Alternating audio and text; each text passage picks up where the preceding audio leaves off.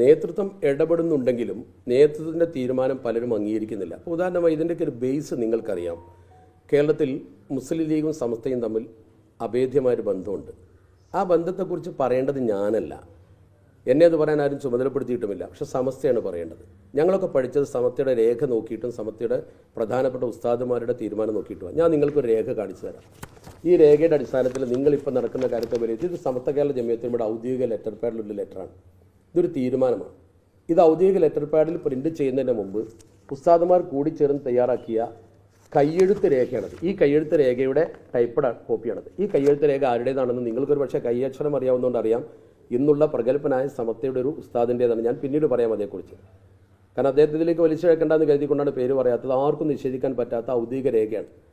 ഇതാരാണ് തയ്യാറാക്കിയത്? ഞാൻ വായിക്കാം, നിങ്ങൾ ശരിക്കും ശ്രദ്ധിക്കണം. ഇതോടുകൂടി പ്രശ്നമൊക്കെ തീരും.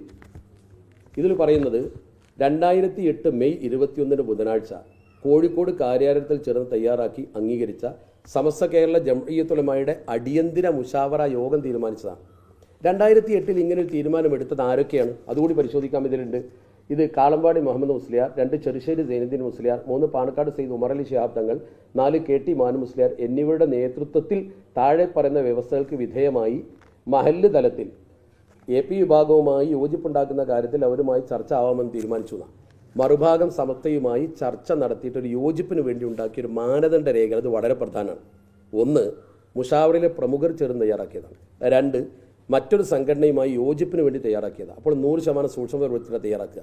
എന്നിട്ട് അവരോട് ഇതിൻ്റെ മാനദണ്ഡങ്ങളൊക്കെ ഇപ്പോഴും അങ്ങനെ ഒരു യോജിപ്പ് ഉണ്ടാവുകയാണെങ്കിൽ ഞങ്ങളത് സ്വാഗതം ചെയ്യും. കാരണം സമസ്ത തീരുമാനിച്ചാൽ ഓക്കെയാണ്. ആരോടും നമുക്ക് സ്ഥിരമായ വിയോജിപ്പില്ല, വെറുപ്പില്ല. ഇപ്പോൾ പ്രത്യേകിച്ച് യോജിക്കണമെന്ന അഭിപ്രായക്കാരാണ് ഞങ്ങൾ. അതുകൊണ്ട് പഴയ കഥകളൊന്നും പറയുന്നില്ല.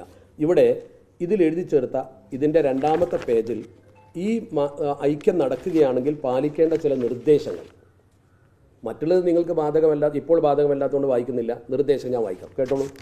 1 by 1 ആയിട്ട് ഒരു അക്ഷരം വിടാതെ ഒരു അക്ഷരം കൂട്ടിച്ചേർക്കാൻ ഞാൻ വായിക്കാം. നിർദ്ദേശം 1, സമസ്തക്ക് പ്രത്യേക രാഷ്ട്രീയമില്ല എന്നതിൻ്റെ അർത്ഥം സമസ്തക്ക് സ്വന്തമായി ഒരു രാഷ്ട്രീയ പാർട്ടി രൂപീകരിക്കാൻ ഉദ്ദേശമില്ല എന്നതാണ്. ഒരു രാഷ്ട്രീയ പാർട്ടിയും വേണ്ടെന്നല്ല അതിൻ്റെ അർത്ഥം. സമസ്തയുടെ ഭരണഘടനയിൽ അങ്ങനെ പറയുന്നുമില്ല. 2, ഇന്ന രാഷ്ട്രീയ പാർട്ടിയിൽപ്പെട്ടവർക്ക് മാത്രമേ സമസ്തയുടെ സംഘടനാ പ്രവർത്തനങ്ങളിൽ ചേരാവൂ എന്ന വ്യവസ്ഥയും സമസ്തയ്ക്കില്ല. മറിച്ച് മതത്തിന് വിരുദ്ധമല്ലാത്ത ഏത് രാഷ്ട്രീയ പാർട്ടിയിൽപ്പെട്ടവർക്കും സമസ്തയിൽ പ്രവർത്തിക്കാവുന്നതാണ്. 3, എന്നാൽ സമസ്തയുടെ ഉദ്ദേശ ലക്ഷ്യങ്ങൾക്കും ആദർശങ്ങൾക്കും ഹാനി വരാതെ ഏതെങ്കിലും ഒരു രാഷ്ട്രീയ പാർട്ടിയോട് യോജിച്ച് പ്രവർത്തിക്കുന്നതിന് വിരോധവും ഇല്ല. അങ്ങനെ പ്രവർത്തിക്കുന്നതിനാൽ ആ പാർട്ടിയോടുള്ള വിധേയത്വമോ മറ്റുള്ളവരോടുള്ള വിരോധമോ ആകുന്നില്ല. ഈ അടിസ്ഥാനത്തിലാണ് സമസ്തയും മുസ്ലിം ലീഗും പരസ്പര ബന്ധം നിലനിർത്തിയതും അന്യോന്യം സഹായിച്ചും കഴിഞ്ഞു പോരുന്നത്. പാണക്കാട് സാദാത്തുക്കളുമായുള്ള ബന്ധം ഇതിൽ ഒരു പ്രധാന ഘടകമാണ്. സമസ്തയുടെ ഉത്ഭവം തന്നെ സാദാത്തുക്കളിൽ കൂടിയാണല്ലോ. ഇനി ഒരു പുതിയ രാഷ്ട്രീയ നയം രൂപീകരിക്കുകയാണെങ്കിൽ അത് കീഴ്ഘടകങ്ങളിൽ നിന്നാണെങ്കിലും പ്രവർത്തകരിൽ നിന്നാണെങ്കിലും മുഷാവറയുടെ അംഗീകാരത്തോടെ മാത്രം ആവേണ്ടതാണ്. ഒരു പുതിയ രാഷ്ട്രീയ നയം സ്വീകരിക്കുകയാണെങ്കിൽ അങ്ങനെ ആവണമെന്നാണ് പറയുന്നത്. പിന്നെ ഒരു നിർദ്ദേശം കൂടി വെക്കുന്നുണ്ട് പ്രത്യേകം. ഇന്നത്തെ അവസ്ഥയിൽ ഏതെങ്കിലും മുസ്ലിം ലീഗ് നേതാക്കളിൽ നിന്നോ മുസ്ലിം ലീഗ് നേതൃത്വത്തിൽ നിന്നോ സമസ്തയ്ക്ക് യോജിക്കാൻ കഴിയാത്ത വല്ല അപാകതകളും ഉണ്ടായാൽ അക്കാര്യം ബഹുമാനപ്പെട്ട പാണക്കാട് സയ്യിദ് മുഹമ്മദ് അലി ശിഹാബ് തങ്ങളെയോ അല്ലെങ്കിൽ മുസ്ലിം ലീഗ് നേതൃത്വത്തെയോ നേരിൽ അറിയിച്ച് പരിഹാരം കാണുകയാണ് വേണ്ടത്. പരസ്യമായി സ്റ്റേജുകളിൽ വെച്ച് വിമർശിക്കാനോ ലേഖനങ്ങൾ വഴിയോ മറ്റോ പ്രസിദ്ധീകരിക്കാനോ പാടുള്ളതല്ല. ഇതൊരു കൃത്യമായ രേഖയാണ്. മുഷാവറ തീരുമാനിച്ച രേഖയാണ്. ഇത് കീഴ്ഘടകങ്ങളോട് നിർദ്ദേശിച്ച ഒരു കാര്യമാണ്. ഇത് പാലിച്ചിട്ടുണ്ടോ? ഒന്നും പാലിക്കുന്നില്ല. ഞങ്ങളല്ല പാലിക്കാത്തത്. ഞങ്ങൾ ഇതേ നയത്തിലാണ് നിന്നിട്ടുള്ളത്. ഈ നയത്തിൽ നിൽക്കുന്ന ഞങ്ങളും കുറച്ച് ചെറുപ്പക്കാർ, അതേസമയത്ത് ഉസ്താദുമാർ ഇതിന് ഉത്തരവാദികളേ അല്ല. ബഹുമാനപ്പെട്ട ജിഫ്രി തങ്ങൾ, ആലിക്കുട്ടി ഉസ്താദ്, അതുപോലെ തന്നെ ബഹുമാനപ്പെട്ട MT ഉസ്താദ്, കൊയ്യോട് ഉസ്താദ്, ഇവരാണല്ലോ തലപ്പത്ത് നിൽക്കുന്ന പ്രധാനികൾ. അവരാരും ഇത്തരമൊരു വിഷയത്തിൽ ഈ പറയപ്പെട്ട സമസ്ത മുഷാവറ തീരുമാനത്തെ ലംഘിച്ചുകൊണ്ട് ഒരു വാക്കും പറഞ്ഞിട്ടില്ല. അവരങ്ങനെ ചെയ്യാറുമില്ല. മറിച്ച് താഴെ തട്ടിൽ നിന്നാണ് വിമർശനങ്ങൾ വരുന്നത്. വാട്സപ്പിൽ, ഫേസ്ബുക്കിൽ, ട്വിറ്ററിൽ, അതുപോലെ തന്നെ മറ്റു ചില വേദികളിലൊക്കെ നടക്കുന്ന ചില പ്രഭാഷണങ്ങൾ ഈ ബന്ധത്തെ വഷളാക്കുന്നതാണ്. അതോടൊപ്പം തന്നെ വളരെ സൂക്ഷിക്കേണ്ടത്, കേരളത്തിൽ ഭരിക്കുന്ന കക്ഷി സത്യത്തിൽ ഇത് രണ്ടിനെയും പരസ്പരം കൊമ്പ് കോർപ്പിച്ചിട്ട് അതിൽ നിന്ന് അവർക്ക് സ്വാഭാവികമായും രണ്ടും പടർന്നാൽ ലാഭമുണ്ടാകും, ഉറപ്പല്ലേ? അതിൽ നിന്ന് ഉതിർന്ന് വീഴുന്നതിനെ അവർക്ക് സ്വാഭാവികമായും ഉപയോഗിക്കാൻ കഴിയും.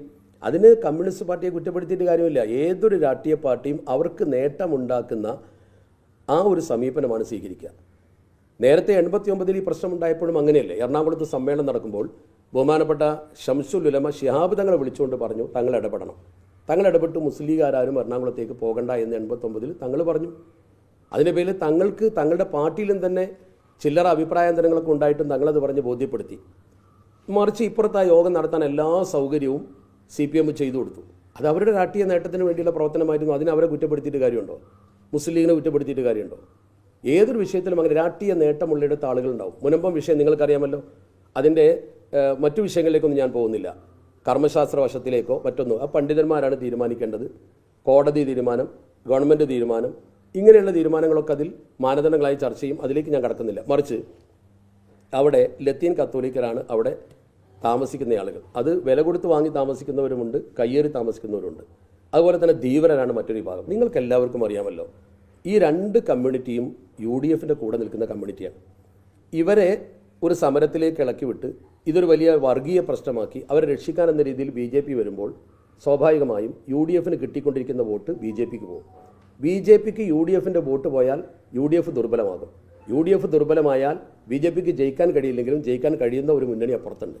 ആ രാഷ്ട്രീയ കളിയാണ് നടന്നുകൊണ്ടിരിക്കുന്നത്. ഇത് മനസ്സിലാക്കാൻ അമിത ബുദ്ധിയൊന്നും ആവശ്യമില്ല.